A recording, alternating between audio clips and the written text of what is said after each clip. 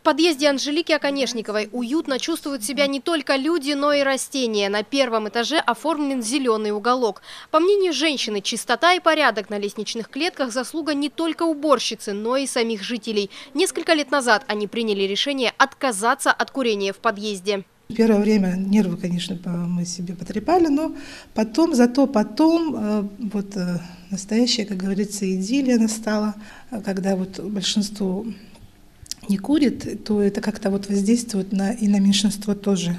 От пагубной привычки страдает не только сам любитель табака, но и проходящие мимо люди. Вдыхая вредные примеси, некурящий человек становится более восприимчив к простудным и инфекционным заболеваниям. По данным регионального Минздрава, Якутия занимает первое место по смертности от онкологии легких. У всех практически 98% это люди, которые курильщики.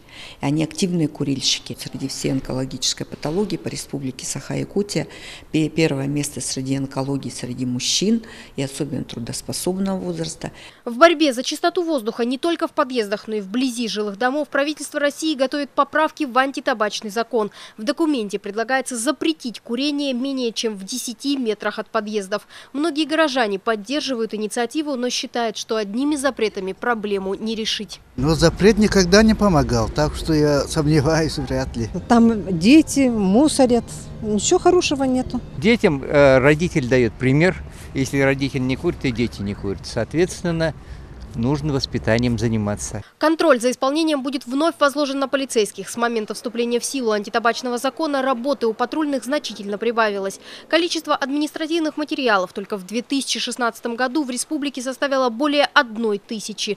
К штрафам удалось привлечь тех, кого непосредственно смогли поймать за руку.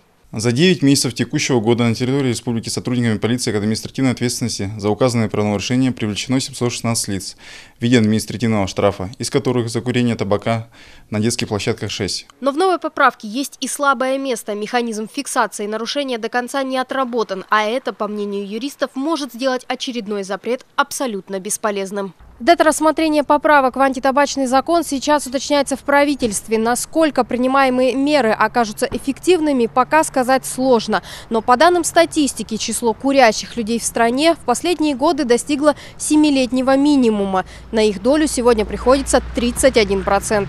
Анна Лебединская, Тимур Шерыжик, Вести, Якутск.